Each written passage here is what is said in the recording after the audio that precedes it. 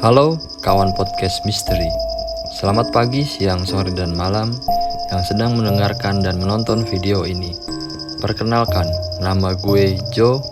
Kali ini gue mau bawain sebuah cerita yang gue dapetin di Facebook dengan username bernama Novita Azarin yang berjudul Kepala Korban Pembantaian. Menurut penulis, ini adalah kisah nyata yang dia alami dulu saat masih ngekos di salah satu di daerah Jawa Timur. Langsung aja, tanpa berlama-lama, kita menuju ke ceritanya.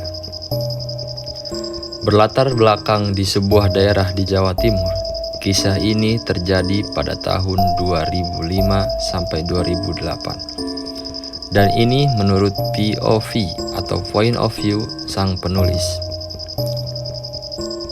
Saya yang baru lulus SMP, saat itu saya daftar sekolah di salah satu SMK farmasi di Jawa Timur. Sekolah tersebut adalah di luar kota saya, jadi saya harus ngekos di kota tersebut. Kosan saya dekat dengan sekolah dan ada di dalam gang. Saat saya dicarikan sepupu saya untuk mencari kosan, di situ saya oke saja karena kosnya bersih, nyaman, dan penghuninya kekeluargaan sekali. Cerita singkatnya, selama setahun pertama saya ada di kosan tersebut, ada banyak cerita aneh yang saya dengar dari penghuni kos. Lebih tepatnya cerita-cerita horor atau mistis. Salah satunya dari mbak kos yang kamarnya gendeng sama pintu gerbang tamu. Ceritanya, malam itu pada pukul 9 malam. Tapi semua penghuni kos sudah masuk kamar. Biasanya masih rumpi di ruang TV. Kebetulan bentuk kos itu seperti sekolah yang kamar langsung halaman, melingkari halaman semua kamar di sana. Lanjut lagi. Nah, tiba-tiba semua penghuni kamar kaget karena mbak kos yang di kamar depan teriak. Sontak, semua penghuni kos tersebut, termasuk ibu kos, keluar dari kamarnya. Saat semua sampai di kamar mbak tersebut, keadaan mbak sangat memprihatinkan karena lemas dan pucat pasih. Setelah ditenangkan, beliau cerita kalau ada yang mengetuk pintu. Dia pikir salah satu penghuni kos, tapi saat pintu dibuka ternyata sosok pocong. Saat itu juga segera tersebarlah cerita tersebut bahwa kos kami memang sering ada sosok yang menyeramkan.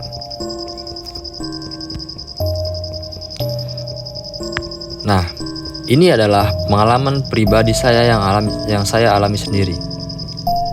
Setelah tinggal di sana selama 2 tahun, setiap malam Selasa, tepatnya Selasa Pahing, entah kenapa,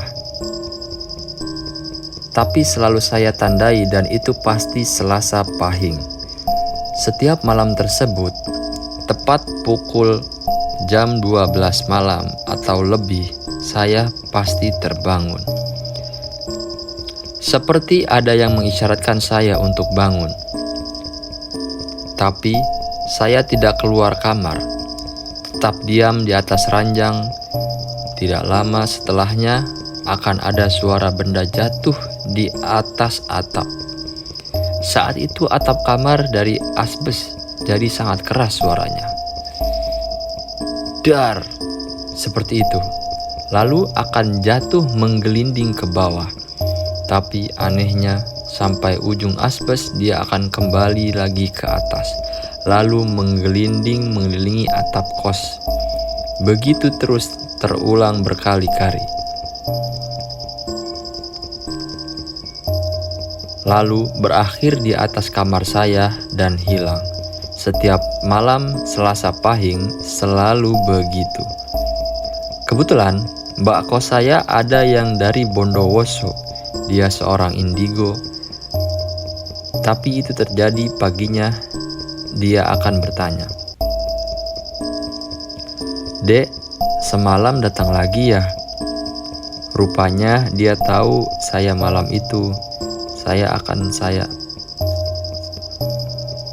"Dek, semalam datang lagi ya?"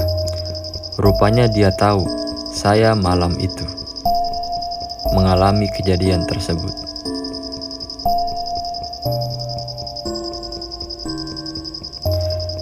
Lalu, mbak kos saya bercerita, dulu sejarahnya di sini ada pembantaian dan itu kepala dari salah satu korban. Kamu jangan keluar, kalau kamu dengar suara apapun, cukup dengarkan lalu kamu kembali tidur saja. Entah benar, entah tidak, tapi kejadian itu berulang terjadi. Akhirnya saya pindah ke kamar depan. Tapi bukannya tidak diganggu, justru ganti suara anak kecil bercanda atau suara orang menyapu pakai sapu lidi. Tapi saya tetap dipesan untuk tidak melihat atau keluar kamar saat terjadi sesuatu yang ganjil. Jadi selama 3 tahun saya di sana mencoba bersahabat dengan suara-suara tersebut sampai kebal dan terbiasa. Cuma terkadang memang terasa takut. Tapi itulah pengalaman pribadi saya. Terima kasih sudah membaca. Thank you for watching. Terima kasih kawan podcast misteri. Terima kasih sudah mendengarkan dan menonton. See you in the next video.